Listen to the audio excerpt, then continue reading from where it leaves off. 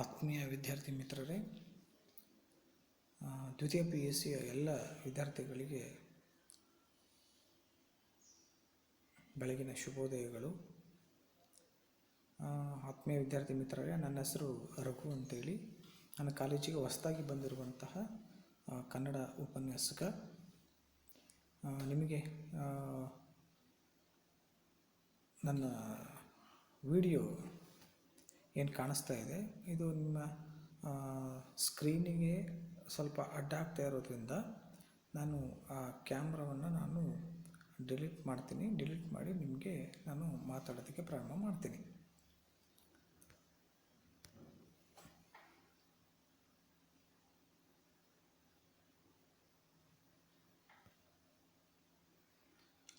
ವಿದ್ಯಾರ್ಥಿಗಳೇ, ನಿಮಗೆ ದ್ವಿತೀಯ PUCಗೆ ಸಾಹಿತ್ಯ ಸಂಪದ ಎನ್ನುವಂತಹ ಒಂದು ಪಠ್ಯಭಾಗವನ್ನು ನಿಮಗೆ ಅಭ್ಯಾಸಕ್ಕಾಗಿ ಇಡಲಾಗಿದೆ. ಈ ಪಠ್ಯಭಾಗದಲ್ಲಿ ಮುಖ್ಯವಾಗಿ ನಾವು ನೋಡಬೇಕಾಗಿರುವಂಥದ್ದು 3 ಭಾಗಗಳನ್ನು ನಾವು ನೋಡಲಿಕ್ಕೆ ಸಾಧ್ಯ ಇದೆ. ಒಂದು ಪದ್ಯ ಭಾಗ, ಇನ್ನೊಂದು ಗದ್ಯ ಭಾಗ, ಮತ್ತೊಂದು ದೀರ್ಘಗದ್ಯ ಅನ್ನುವಂಥ 3 ಭಾಗಗಳನ್ನು ನಾವು ನೋಡ್ಬೋದು. ಪದ್ಯ ಭಾಗದಲ್ಲಿ ನೋಡಿ, ಕದಡಿದ ಸಲಿಲಂ ತಿಳಿವಂದದೆ ಅನ್ನುವಂತಹ ಒಂದು ಹಳೆಗನ್ನಡದ ನಾಗಚಂದ್ರ ಬರೆದಿರುವಂತಹ ಒಂದು ಕಾವ್ಯ ಭಾಗವನ್ನು ನಿಮಗೆ ಇಟ್ಟಿದ್ದಾರೆ. ನಂತರದಲ್ಲಿ ವಚನಗಳು, ಬಸವಣ್ಣನವರ ವಚನಗಳು, ಉರಿಲಿಂಗಿ ಪೆದ್ದಿಯ ವಚನಗಳು, ಇವೆರಡು ವಚನಗಳನ್ನು, 2 ವಚನಗಳನ್ನು ನಿಮಗೆ ಇಟ್ಟಿದ್ದಾರೆ. ಒಂದು ಬಸವಣ್ಣನ ವಚನ, ಇನ್ನೊಂದು ಉರಿಲಿಂಗ ಪೆದ್ದಿಯ ವಚನವನ್ನು ನಿಮಗೆ ಅಭ್ಯಾಸಕ್ಕಾಗಿ ಇಡಲಾಗಿದೆ. 3 ಇನ್ನೂ ಹುಟ್ಟದೇ ಇರಲಿ ನಾರಿಯರೆನ್ನವೋಲ್, ಕುಮಾರವ್ಯಾಸ ಬರೆದಿರುವಂತಹ ಒಂದು ಕಾವ್ಯ ಭಾಗ. ಕುಮಾರವ್ಯಾಸ ಭಾರತ ಅಥವಾ ಕನ್ನಡ ಭಾರತ ಕಥಾಮಂಜರಿ ಎನ್ನುವಂತಹ ಒಂದು ಕಾವ್ಯದಿಂದ ಆಯ್ಕೆ ಮಾಡಿಕೊಂಡಿರ್ತಕ್ಕಂಥ ಒಂದು ಭಾಗ. ನಂತರದಲ್ಲಿ ಪಗೆಯಂ ಬಾಲಕನೆಂಬರೆ, ಪುಲಿಗೆರೆ ಸೋಮನಾಥನು ಬರೆದಿರುವಂತಹ ಒಂದು ಕಾವ್ಯ. ನಂತರದಲ್ಲಿ ಜಾಲಿಯ ಮರದಂತೆ, ಪುರಂದರದಾಸರ ಒಂದು ಕೀರ್ತನೆಯನ್ನು ನಿಮಗೆ ಇಟ್ಟಿದ್ದಾರೆ. ನಂತರ ಒಂದು ಜನಪದ ಕಾವ್ಯ, ಅಬ್ಬಲಿ ಅವರ ರಸಬಳ್ಳಿ ಅನ್ನುವಂಥದ್ದು. ಇನ್ನೊಂದು ಪದ್ಯ, ಅದು ದ ರಾ ಬೇಂದ್ರೆಯವರು ಬರೆದಿರುವಂತಹ ಬೆಳಗು ಜಾವ ಅನ್ನುವಂಥದ್ದು. ಹಾಗೆಯೇ ಮುಂಬೈ ಜಾತಕ, GS ಶಿವರುದ್ರಪ್ಪ ಅವರು ಬರೆದಿರುವ ಒಂದು ಪದ್ಯ. ನಂತರದಲ್ಲಿ ಶಿಲಿಬೆ ಹೇರಿದ್ದಾನೆ, KS ನಿಸಾರಮದರು ಬರೆದಿರ್ತಕ್ಕಂಥದ್ದು. ಹಾಗೆ ಒಂದು ಹೂವು ಹೆಚ್ಚಿಗೆ ಇಡುತ್ತೀನಿ. ಆ್ಯಕ್ಚುಲಿ ಇದು ನಿಮಗೆ ಸಿಲೆಬಸ್ಸಲ್ಲಿ ಈ ಸಾರಿ ಇಲ್ಲ. ನನ್ನ ನಂತರದಲ್ಲಿ ಯಾವುದಿಲ್ಲ ಯಾವುದಿದೆ ಅನ್ನುವಂಥದ್ದನ್ನು ನಾನು ನಿಮಗೆ ಹೇಳ್ತೀನಿ. ಹಾಗೆ ಅತ್ತಿ ಚಿತ್ತ ಮತ್ತು ಅನ್ನುವಂಥದ್ದು ಯಲ್ಲಪ್ಪ ಅವರು ಬರೆದಿರುವಂಥದ್ದು, T ಯಲ್ಲಪ್ಪ ಅವರು ಬರೆದಿರುವಂಥದ್ದು. ಹಾಗೆ ಸುಕನ್ಯಾ ಮಾರುತಿಯವರು ಬರೆದಿರುವಂತಹ ಒಮ್ಮೆ ನಗುತ್ತೇವೆ ಅನ್ನುವಂಥದ್ದು, ಇದು ಕೂಡ ನಿಮಗೆ ಸಿಲೆಬಸ್ಸಲ್ಲಿ ಇಲ್ಲ. ಈಗ ನೆಕ್ಸ್ಟ್ ಅದನ್ನು ಕ್ಲಾರಿಟಿ ಮಾಡ್ತೀನಿ ನಾನು. ನೆಕ್ಸ್ಟ್ ನೋಡಿ, ಗದ್ಯ ಭಾಗದಲ್ಲಿ ಮುಟ್ಟಿಸಿಕೊಂಡವನು ಲಂಕೇಶ್ ಅವ್ರದ್ದು. ಹಾಗೆ ವಾಲ್ಪರೆ ಅಭಿವೃದ್ಧಿ ತಂದ ದುರತ್ತ, ಕೃಪಾಕರ ಸೇನಾನಿ ಅವರು ಬರೆದಿರುವಂಥದ್ದು. ಹಾಗೆ ಕನ್ನಡವನ್ನು ಆಯ್ಕೆ ಇದೆ ನಮ್ಮ ಕೈಯಲ್ಲಿ, ನೇಮಿಚಂದ್ರ ಅವರು ಬರೆದಿರುವಂಥದ್ದು. ಕನ್ನಡವನ್ನು ಕಟ್ಟುವ ಕೆಲಸ, ಹಾಮನಾಯಕ್ ಅವರು ಬರೆದಿರುವಂಥದ್ದು. ದಣಿಗಳ ಬೆಳ್ಳಿಲೋಟ, ನಾಗವೇಣಿಯವರು ಬರೆದಿರುವಂಥದ್ದು.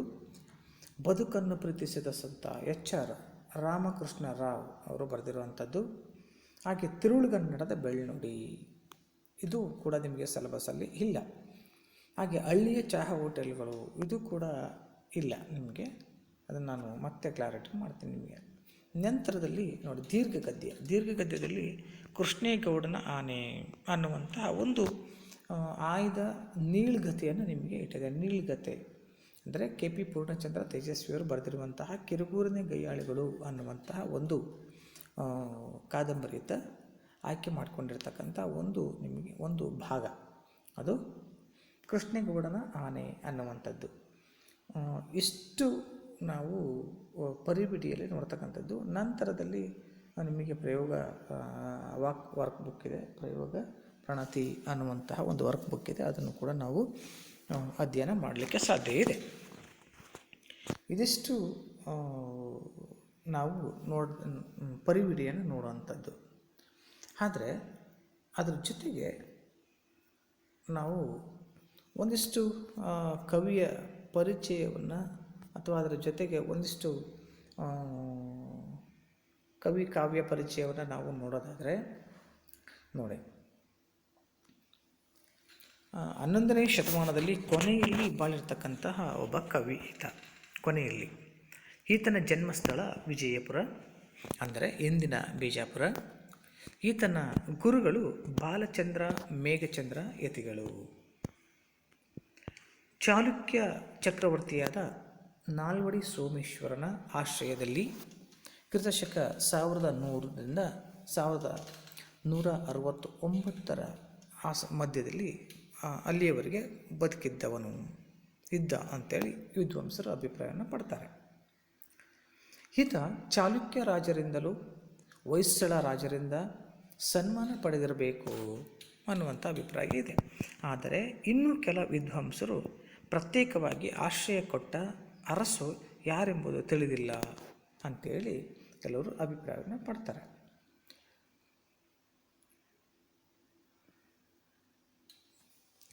ಹಾಗಿದ್ರೆ ಈತನ ಪರಿಚಯದ ಜೊತೆಗೆ ಈತ ಬರೆದಿರುವಂತಹ ಕೃತಿಗಳನ್ನು ನಾವು ಈಗ ನೋಡೋಣ. ನೋಡಿ, ರಾಮಚಂದ್ರ ಚರಿತ ಪುರಾಣ, ಪಂಪರಾಮಾಯಣ ಅಥವಾ ರಾಮಚಂದ್ರ ಚರಿತ ಪುರಾಣ ಅಥವಾ ಪಂಪರಾಮಾಯಣ, ಇನ್ನೊಂದು ಮಲ್ಲಿನಾಥ ಪುರಾಣ. ಬೇರೆ ಬೇರೆ ಕೃತಿಗಳು ಕೂಡ ಇವನು ಬರೆದಿರ್ತಕ್ಕಂಥ ಕೃತಿಗಳು ಇದ್ದಾವೆ. ಅವುಗಳ ಬಗ್ಗೆ ನಾನು ಹೇಳ್ತೀನಿ ನಂತರ. ನೋಡಿ, ರಾಮಚಂದ್ರ ಚರಿತ ಪುರಾಣ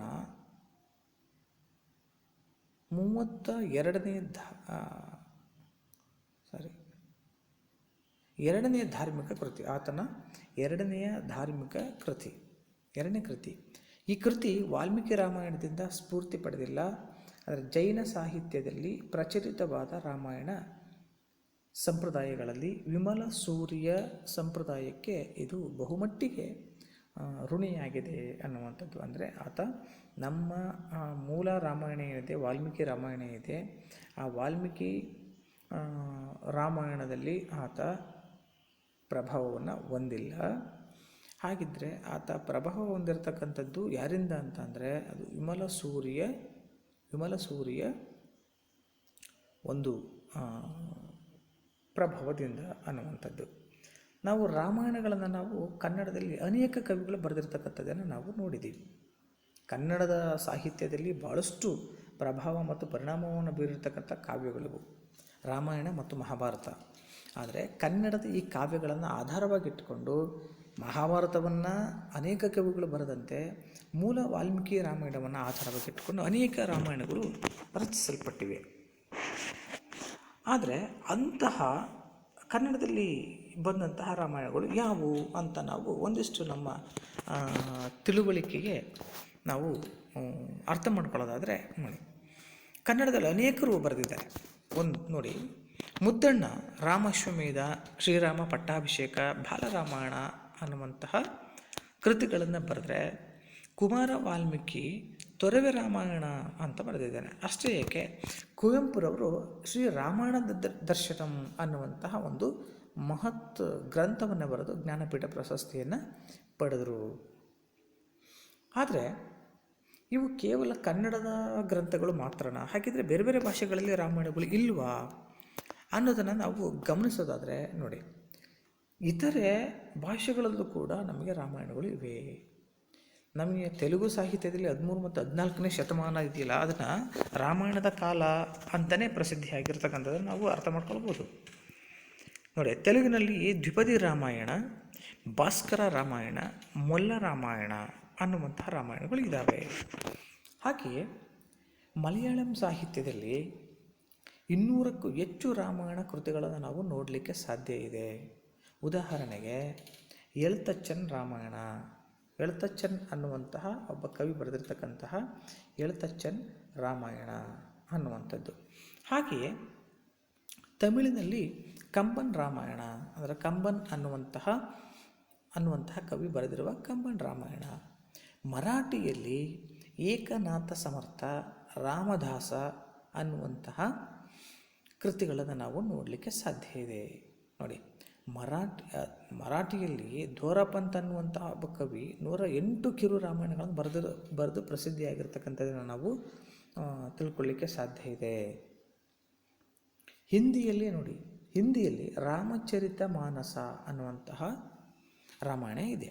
ಹಾಗೆ ಅಸ್ಸಾಮಿಯಲ್ಲಿ ರಾಮ ಸರಸ್ವತಿಯ ಮಹಾಭಾರತದ ಒಂದು ಅನುವಾದ ಕೃತಿ ಕೂಡ ರಾಮಾಯಣದಲ್ಲಿ ನಮಗೆ ಕಂಡುಬರುತ್ತೆ. ಇದಿಷ್ಟು ನಮಗೆ ರಾಮಾಯಣ ಮತ್ತು ರಾಮಾಯಣದ ಕೃತಿ ಯಾವ್ಯಾವ ಭಾಷೆಯಲ್ಲಿ ನಮಗೆ ರಾಮಾಯಣಗಳು ಇದ್ದಾವೆ ಅನ್ನುವಂಥದ್ರ ಬಗ್ಗೆ ನಾವು ತಿಳ್ಕೊಳ್ಳಿಕ್ಕೆ ಸಾಧ್ಯ ಇದೆ. ಇನ್ನು ಹೆಚ್ಚಿನ ವಿಚಾರಗಳನ್ನು ನಾವು ಈ ರಾಮಚಂದ್ರ ಚರಿತ ಪುರಾಣ ಮತ್ತು ಪಂಪ ರಾಮಾಯಣ ಅಥವಾ ನಾಗಚಂದ್ರನ ಬಗ್ಗೆ ನಾವು ಅರ್ಥ ಮಾಡ್ಕೊಳ್ಳೋದಾದರೆ ಒಂದಿಷ್ಟು ನಾನು ನಿಮಗೆ ಇಡೀ ಕೃತಿಯ ಬಗ್ಗೆ ನಾನು ನಿಮಗೆ ಒಂದಿಷ್ಟು ಪರಿಚಯವನ್ನು ಮಾಡಿಕೊಳ್ಳಿಕ್ಕೆ ಇಷ್ಟಪಡ್ತೀನಿ. ಮತ್ತೊಂದು ಸಾರಿ ನೋಡಿ, ಕ್ರಿಸ್ತಪೂರ್ವ 1100ರಷ್ಟೊತ್ತಿಗೆ ನಾಗಚಂದ್ರ ಪ್ರಸಿದ್ಧಿಯಾಗಿರ್ತಕ್ಕಂತಹ ಒಬ್ಬ ಕವಿ. ಆತ ಮಲ್ಲಿನಾಥ ಪುರಾಣ ಮತ್ತು ರಾಮಚಂದ್ರ ಚರಿತ ಪುರಾಣ ಅನ್ನುವಂತಹ 2 ಚಂಪು ಧಾರ್ಮಿಕ ಕೃತಿಗಳನ್ನು ರಚನೆ ಮಾಡ್ತಾನೆ. ಮಲ್ಲಿನಾಥ ಪುರಾಣ 19ನೇ ಶತಮಾನದ 19ನೇ ತೀರ್ಥಂಕರನಾದಂತಹ ಮಲ್ಲಿನಾಥನ ಕಥೆಯನ್ನು ನಿರೂಪಿಸುವಂತಹ ಕೃತಿ. ಅದು ಸುಮಾರು 14 ಆಶ್ವಾಸಗಳಲ್ಲಿ ಕೃತಿ ರಚನೆ ಆಗಿದೆ.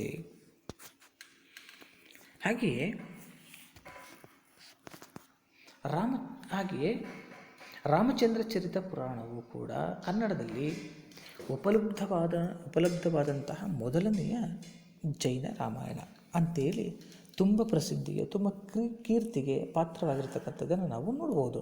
ಇದರಲ್ಲಿ ಸುಮಾರು 16 ಆಶ್ವಾಸಗಳು ಇದ್ದಾವೆ. ಇದರಲ್ಲಿ ಈ ವಿಚಾರ PDF ನನಗೆ ಸಿಗ್ತಾ ಇಲ್ಲ. ಸೊ ಹಾಗಾಗಿ ನಾನು ಸಂಗ್ರಹ ಮಾಡಿರ್ತಕ್ಕಂಥ ಮಾಹಿತಿಯನ್ನು ನಾನು ನಿಮ್ಮ ಜೊತೆಗೆ ಹಂಚ್ಕೊಳ್ತಾ ಇದ್ದೀನಿ. ವಿದ್ಯಾರ್ಥಿಗಳೇ, ಗಮನ ಇಟ್ಟು ನೀವು ಕೇಳಬಹುದು. ನಾಗಚಂದ್ರ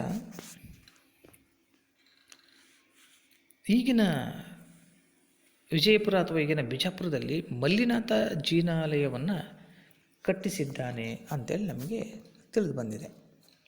ಈ ವಿಜಯಪುರವೇ ಈತನ ಸ್ಥಳವಾಗಿರಬೇಕು ಅಂತೇಳಿ ಕೂಡ ಕವಿಗಳು, ವಿದ್ವಾಂಸರು ಅಭಿಪ್ರಾಯವನ್ನು ಪಡ್ತಾ ಹೋಗ್ತಾರೆ. ಈತನಿಗೆ ಅಭಿನವ ಪಂಪ ಅಂತೇಳಿ ಕರೀತಾರೆ. ಯಾಕೆಂದರೆ ಪಂಪನ ಬಗ್ಗೆ ಈತನಿಗೆ ತುಂಬ ಗೌರವವಿತ್ತು. ಇನ್ನೊಂದು, ಪಂಪನ ಹಾಗೆಯೇ ತಾನೂ ಕೂಡ ಕೃತಿಗಳನ್ನು ನಾನು ಬರಿತೀನಿ, ಅದೇ ಸತ್ವದಲ್ಲಿ, ಅದೇ ಶಕ್ತಿಯಲ್ಲಿ ಅನ್ನುವ ಕಾರಣಕ್ಕಾಗಿ ಆತನಿಗೆ ಅಭಿನವ ಪಂಪ ಅಂತೇಳಿ ಕರ್ಕೊಂಡಿದ್ದಾನೆ ಆತ. ರಾಮಾಯಣ ರಾಮಚಂದ್ರ ಚರಿತ ಪುರಾಣವಾದರೂ ಕೂಡ, ರಾಮಾಯಣವು ರಾಮಚಂದ್ರನ ಚರಿತೆಯ ಪುರಾಣ ಆದರೂ ಕೂಡ ಪಂಪ ರಾಮಾಯಣ ಅಂತೇಳಿ ಪ್ರಖ್ಯಾತಿ ಈತನಿಗೆ ಬಂದಿದೆ.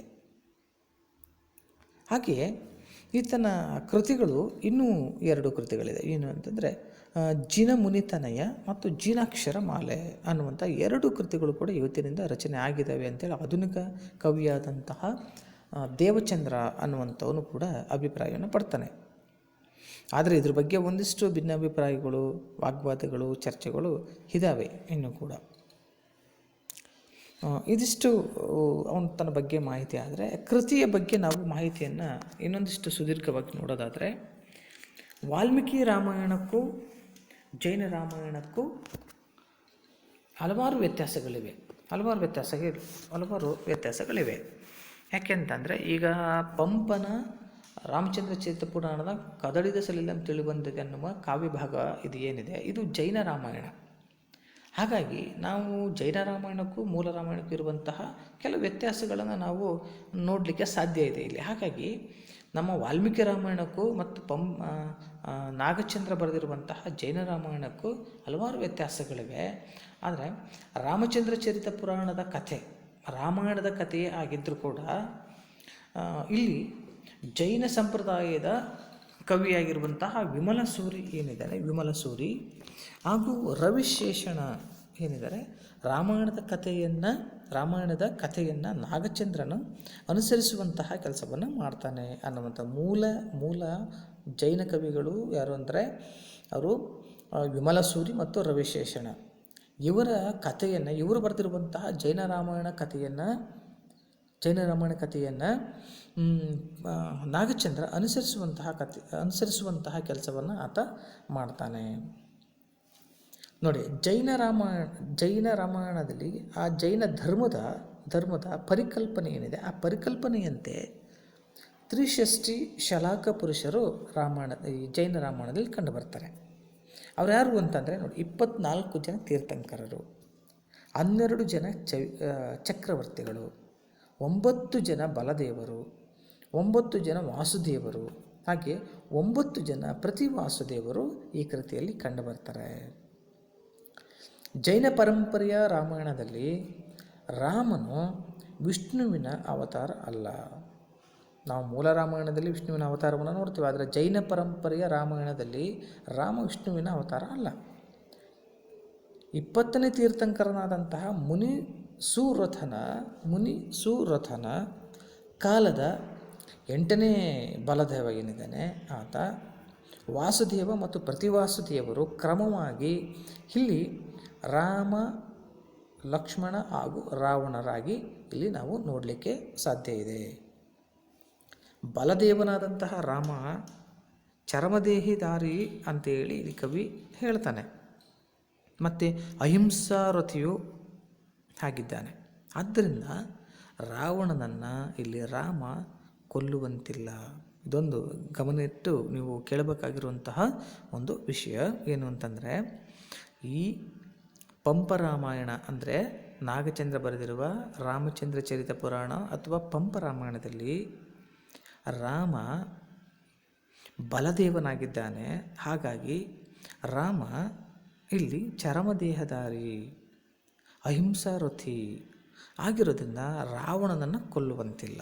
ಯಾಕೆಂದರೆ ಮೂಲ ಜೈನ ರಾಮಾಯಣ ಅದು ಅಹಿಂಸಾ ಧರ್ಮ, ಆ ಕಾರಣಕ್ಕಾಗಿ. ಆದರೆ ಇಲ್ಲಿ ವಾಸುದೇವನಾದಂತಹ ಲಕ್ಷ್ಮಣನೇ ಪ್ರತಿವಾಸುದೇವನಾದಂತಹ ರಾವಣನನ್ನು ಕೊಲ್ತಾನೆ.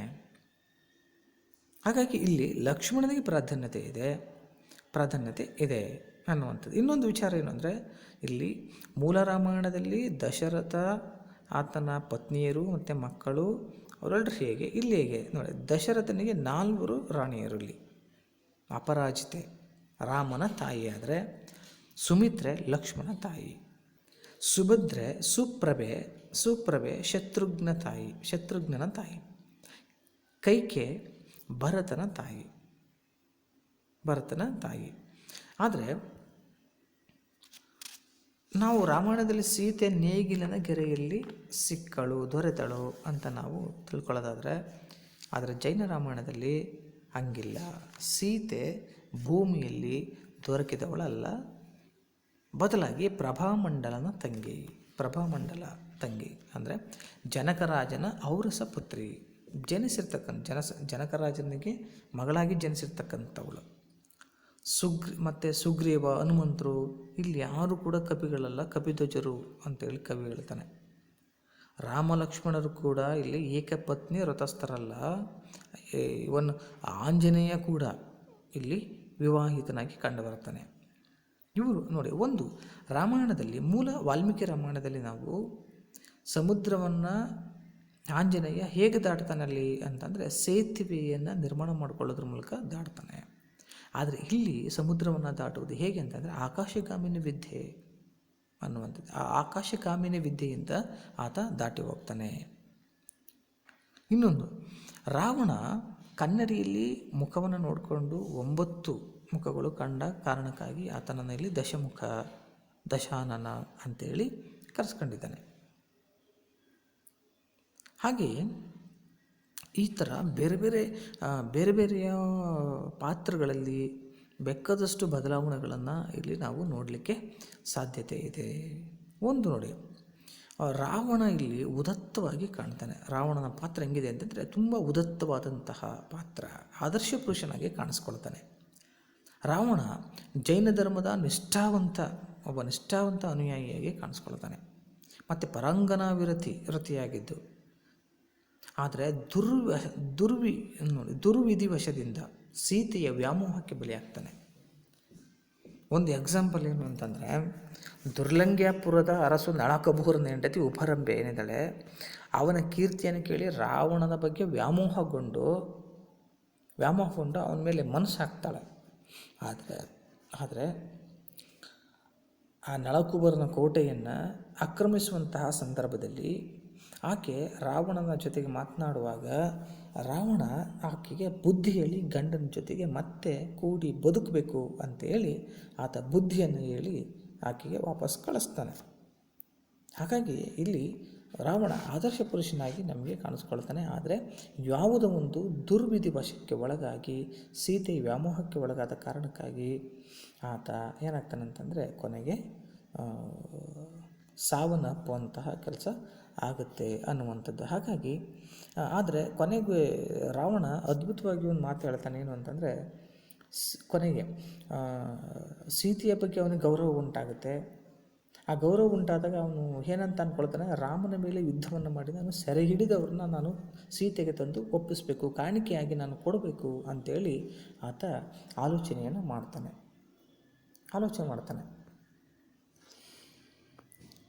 ಇದಿಷ್ಟು ಒಂದಿಷ್ಟು ಕಥೆಯ ಇಡೀ ರಾಮಚಂದ್ರ ಚರಿತ ಪುರಾಣದ ಒಂದಿಷ್ಟು ಸಾರಾಂಶ. ಆದರೆ ನಿಮಗಿಟ್ಟಿರುವಂತಹ ಕದಡಿದ ಸಲಿಲಂ ತಿಳಿವಂದದೆ ಈ ಕಾವ್ಯ ಭಾಗ ನಿಮಗೆ ಎಲ್ಲಿಂದ ಪ್ರಾರಂಭ ಆಗುತ್ತೆ? ನಿಮಗೆ ರಾವಣಂ ಧ್ರುವಮಂಡಲದಂತೆ ಚಲಿಸದೆ ಚಿತ್ತ ನಿರೋಧಂಗೈದು ದಿವ್ಯ ಮಂತ್ರದಿ ವಿದ್ಯೆಯಂ ಸಾಧಿಸುವುದು ಅಂತ ಪ್ರಾರಂಭ ಆಗುತ್ತೆ. ಆದರೆ ಇದು ಎಲ್ಲಿಂದ ಪ್ರಾರಂಭ ಆಗುತ್ತೆ, ಹೇಗೆ ಪ್ರಾರಂಭ ಆಗುತ್ತೆ ಅನ್ನೋದನ್ನು ಒಂದಿಷ್ಟು ನಾನು ನಿಮಗೆ ಕಥಾ ಸಂದರ್ಭವನ್ನು ವಿವರಿಸಿ ಆ ಪದ್ಯ ಭಾಗಗಳನ್ನು ವಿವರಿಸುವಂತಹ ಕೆಲಸವನ್ನು ನಾನು ಮಾಡ್ತೇನೆ. ನೋಡಿ, ರಾಮ ಲಕ್ಷ್ಮಣರು ತುಂಬ ಅಸಾಧಾರಣವಾಗಿರ್ತಕ್ಕಂಥ ವ್ಯಕ್ತಿಗಳವರು, ಅಂದರೆ ತುಂಬ ಸಾಮರ್ಥ್ಯ ಇರತಕ್ಕಂತಹ ವ್ಯಕ್ತಿಗಳು. ಆದ್ದರಿಂದ ರಾವಣ ಅಂದ್ಕೊಳ್ತಾನೆ, ಅವನು ನಾನು ಬಹುರೂಪಿಣಿ ವಿದ್ಯೆಯನ್ನು ಸಾಧಿಸಿ ಅಘೆಯನ್ನು ಗೆಲ್ಲಬೇಕು. ಅಘೆ ಅಂತಂದರೆ ದ್ವೇಷ ಅಥವಾ ಯುದ್ಧವನ್ನು ಅವರನ್ನು ಗೆಲ್ಲಬೇಕು ಅಂತೇಳಿ ಅಂದ್ಕೊಂಡು ಅಲ್ಲಿರ್ತಕ್ಕಂತಹ ಲಂಕೆಯಲ್ಲಿ ರಾಜ್ಯದ ಲಂಕೆಯ ಏನಿದೆ, ಲಂಕಾ ದೇಶ ಏನಿದೆ, ಆ ಪಟ್ಟಣದಲ್ಲಿ ಏನು ಮಾಡ್ತಾನೆ ಅಂತಂದರೆ, ಯಾರೂ ಕೂಡ ಹಿಂಸೆಯನ್ನು ಮಾಡಬಾರ್ದು ಅಂತೇಳಿ ಡಂಗೂರವನ್ನು ಸಾರಿಸಿ ಜೀನ ಪೂಜೆಯನ್ನು ಪ್ರತಿದಿನ ಮಾಡಬೇಕು ಎಲ್ಲರೂ ಕೂಡ ಅಂತೇಳಿ ನಿಯಮವನ್ನು ಮಾಡಿ, ಪಟ್ಟಣಕ್ಕೆ ಯಾರೇ ಬರಲಿ ಎಷ್ಟೇ ತೊಂದರೆಯನ್ನು ಕೊಟ್ಟರೂ ಕೂಡ ತಮ್ಮ ಸೈನ್ಯ ಮಾತ್ರ ಅವರನ್ನು ಪ್ರತಿಭಟಿಸಬಾರ್ದು, ಯುದ್ಧವನ್ನು ಮಾಡಬಾರ್ದು ಅಂಥೇಳಿ ಒಂದು ಕಟ್ಟನ್ನು ಮಾಡಿ ನಿರ್ಬಂಧವನ್ನು ಹೇರಿ ಆತ ಬರ್ತಾನೆ. ಅಲ್ಲಿ ಮಂಡೋದರಿ ಇರ್ತಾಳೆ, ಮಂಡೋದರಿ ಕೂಡ ಅದನ್ನು ಹೇಳ್ತಾನೆ. ಹೇಳಿ ಆತ ತನ್ನ ಅರಮನೆಯೊಳಗೆ ಒಂದು ಜೀನ ಮಂದಿರ ಇದೆ, ಆ ಜೀನ ಮಂದಿರಕ್ಕೆ ಅಂದರೆ ಜೈನ ಮಂದಿರ ಇದೆ, ಆ ಜೈನ ಮಂದಿರಕ್ಕೆ ಬಂದು ಅಲ್ಲಿ ಜೈನನಾಗಿರ್ತಕ್ಕಂಥ ಶಾಂತೀಶ್ವರನನ್ನು ಒಂದು ದಿವ್ಯಾರ್ಚನೆಯಿಂದ ಅವನ್ನ ಆರಾಧನೆ ಮಾಡಲಿಕ್ಕೆ ಪದ್ಮಾಸನ ಸ್ಥಿತಿಯಲ್ಲಿ ಆತ ಒಂದು ಸ್ಫಟಿಕಾಕ್ಷ ಅಂತ ಅದೇನೋ ಕರೀತಾರೆ ಮಾಲೆಯನ್ನು, ಆ ಮಾಲೆಯನ್ನು ಹಿಡಿದು ಆತ ದಿವ್ಯ ಮಂತ್ರವನ್ನು ಜಪಿಸಲಿಕ್ಕೆ ಪ್ರಾರಂಭ ಮಾಡ್ತಾನೆ. ಆಗ ಎರಡೂ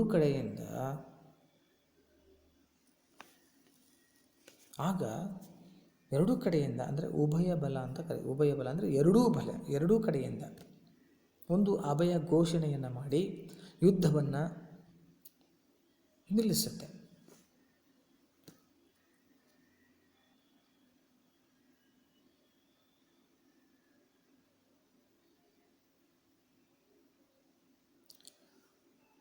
ವಿದ್ಯಾರ್ಥಿಗಳ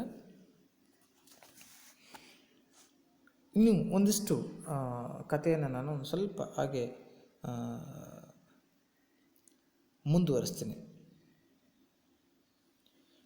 ನೋಡಿ, ರಾವಣನ ಸಹೋದರನಾಗಿರುವಂತಹ ವಿಭೀಷಣ ಈ ಸಂದರ್ಭದಲ್ಲಿ ಏನು ಮಾತಾಡ್ತಾನೆ ಅಂತಂದರೆ, ರಾವಣನ ವೃತ್ತಾಂತವನ್ನು ಹರಿದಿರ್ತಕ್ಕಂಥ ಆತ ರಾಮನ ಬಳಿಗೆ ಬರ್ತಾನೆ. ಅಲ್ಲಿನ ರಾವಣನ ಎಲ್ಲ ವೃತ್ತಾಂತವನ್ನು ಅರ್ಥ ಮಾಡ್ಕೊಳ್ತಾನೆ. ಬಂದು ರಾವಣನ ಅರ್ಥ ಮಾಡ್ಕೊಂಡಿರ್ತಕ್ಕಂಥ ವಿಭೀಷಣ ರಾಮನ ಬಳಿಗೆ ಬಂದು ಹೇಳ್ತಾನೆ. ಏನು ಹೇಳ್ತಾನೆ ಅಂದರೆ, ಬಹುರೂಪಿಣಿ ವಿದ್ಯೆಯನ್ನು ಸಾಧಿಸ್ತಾ ಒಬ್ಬ ರಾವಣನನ್ನು ಗೆಲ್ಲುವುದೇ ಕಷ್ಟವಾಗಿರುವಾಗ ರಾವಣ ಕೋಟಿಯನ್ನು ಎದುರಿಸಲು ಸಾಧ್ಯವಾಗದು ಅಂತೇಳಿ ರಾಮನಿಗೆ ಹೇಳ್ತಾನೆ. ಒಬ್ಬ ರಾವಣನನ್ನು ಎದುರಿಸಲಿಕ್ಕೆ ಸಾಧ್ಯ ಆಗದೇ ಇರತಕ್ಕಂಥ ಪರಿಸ್ಥಿತಿ ಇರುವಾಗ ರಾವಣ ಬಹುರೂಪಿಣಿ ವಿದ್ಯೆಯನ್ನು ಪಡೆದ ನಂತರದಲ್ಲಿ ಆತನನ್ನು ಎದುರಿಸುವುದು ಕಷ್ಟ ಅಂತೇಳಿ ಮಾತನಾಡಿದ. ಆದರೆ ಅವನು ವಿದ್ಯೆಯನ್ನು ಸಾಧಿಸುವುದಕ್ಕೆ ಮೊದಲೇ ಅವನಿಗೆ ಕೇಡನ್ನು ಉಂಟು ಮಾಡಿ ಲಂಕಾಪಟ್ಟಣವನ್ನು ವಶಪಡಿಸಿಕೊಳ್ಬೇಕು, ಅದು ನಿಮಗೆ ಸೂಕ್ತವಾಗಿರ್ತಕ್ಕಂಥದ್ದು ಅಂತೇಳಿ ವಿಭೀಷಣ ರಾಮನಿಗೆ ಹೇಳ್ತಾನೆ. ಅದಕ್ಕೆ ರಾಮ ಹೇಳ್ತಾನೆ, ಅಯ್ಯ ವಿಭೀಷಣ, ಅಲ್ಲಿರ್ತಕ್ಕಂತಹ ಸ್ತ್ರೀಯರ ಮೇಲೆ ಆಯುಧವನ್ನು ಬಿಸಾಕಿರುವವರ ಮೇಲೆಯೂ ಎದುರಾದವರ ಮೇಲೆಯೂ ಪರಾಕ್ರಮವನ್ನು ತೋರಿಸುವುದು ಈ ಭೂಪಾಲರಿಗೆ, ಅಂದರೆ ಭೂಮಿಯನ್ನು ಆಳ್ತಕ್ಕಂಥವರಿಗೆ ತಕ್ಕುದಲ್ಲ ಅಂತ. ಅಂದರೆ ಅಲ್ಲಿ ಆಯುಧವನ್ನೇ ಬಿಸಾಟಿ ನಿಂತಿರ್ತಕ್ಕಂಥವ್ರ ಜೊತೆಗೆ ಅಲ್ಲಿರುವಂತಹ ವನಿತೆಯರ ಮೇಲೆ, ಅಂದರೆ ಸ್ತ್ರೀಯರ ಮೇಲೆ ಪರಾಕ್ರಮವನ್ನು ತೋರಿಸ್ತಕ್ಕಂಥದ್ದು ಎಷ್ಟು ಮಟ್ಟಿಗೆ ಸರಿ, ಅದು ತಕ್ಕುದಲ್ಲ, ಅದು ಒಳ್ಳೆಯದಲ್ಲ ಅಂತ ಹೇಳಿ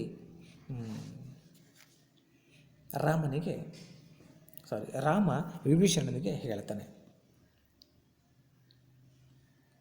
ಹೀಗೆ ರಾವಣ ವಿದ್ಯೆಯನ್ನು ಸಾಧಿಸಲಿಕ್ಕೆ ಜೀನ ಮಂದಿರದ ಒಳಗಡೆ ಕೂತು ಆ ಮಂತ್ರವನ್ನು ಪಠಿಸ್ತಾ ಇರುವಾಗ, ಬಹುರೂಪಿಣಿ ವಿದ್ಯೆಯ ಮಂತ್ರವನ್ನು ಪಠಿಸ್ತಾ ಇರುವಾಗ, ಆ ವಿದ್ಯೆಯನ್ನು ಸಾಧಿಸ್ತಾ ಇರ್ತಂತಹ ಸಂದರ್ಭದಲ್ಲಿ ಆತನಿಗೆ ಒಂದು ಬಾಧೆಯನ್ನು ಉಂಟು ಮಾಡುವುದು ನ್ಯಾಯವೇ ಅಂತೇಳಿ ಕೂಡ ರಾಮ ಮಾತಾಡ್ತಾನೆ.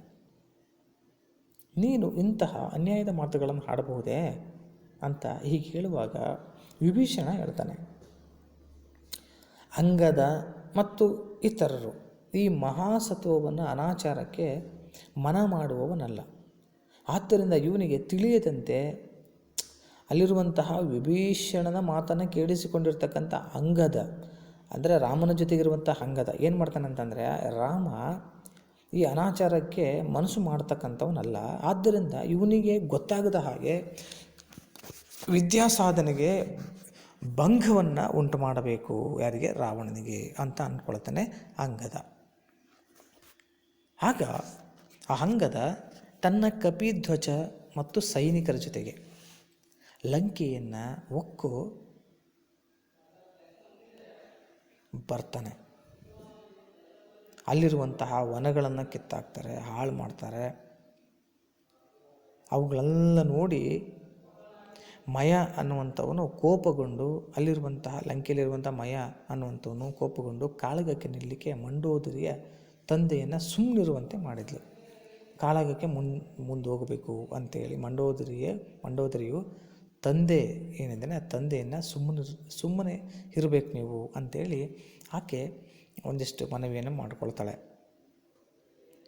ಆದರೆ ಇತ್ತ ಕಡೆ ವಾನರ ಸೇನೆ ಏನಿದೆ, ಕಪಿ ಸೈನ್ಯ ಅರಮನೆಯನ್ನು ಹೊಕ್ಕು ರಾವಣನ ಅಲ್ಲಿರ್ತಕ್ಕಂತಹ ಅಂತಃಪುರದ ಸ್ತ್ರೀಯರನ್ನು ಎಳೆದು ತಂದು ಎಳೆದಾಡಿ ಹಾಹಾಕಾರವನ್ನು ಉಂಟು ಮಾಡಿ ಅವರಿಗೆ ಭಯವನ್ನು ಹುಟ್ಟಿಸಿ